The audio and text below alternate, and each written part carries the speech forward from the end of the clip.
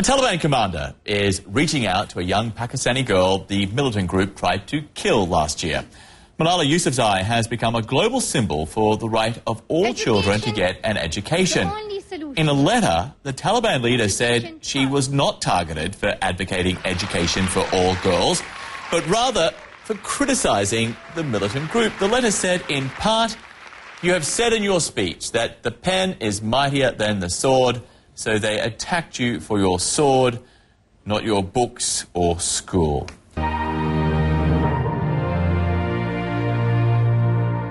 Malala spoke at the UN last week and urged world leaders to provide free schooling to all children. In the letter, Adnan Rasheed said she was not targeted because of her work to help girls get an education.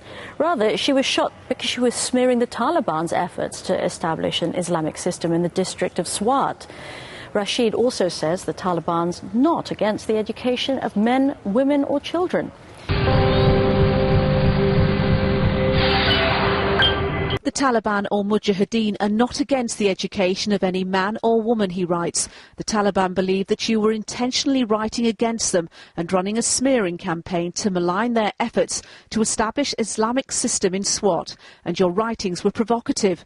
And then this chilling piece of advice that she should come back home, adopt the Islamic and Pashtun culture, join any female Islamic madrasa near your hometown, study and learn the Book of Allah, use your pen for Islam.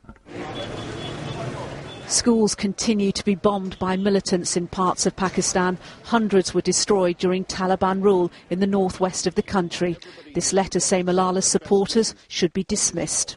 I believe that the Taliban is now on the defensive, because round the world more than 4 million people, and 2 million of them in Pakistan, have signed petitions calling for a girl's right to education. Malala will not be deterred.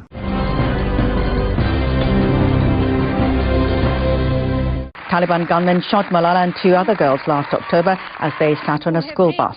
All 3 survived. Malala was critically wounded. She now studies in Britain. Malala called for education for everyone in an address last week at the United Nations.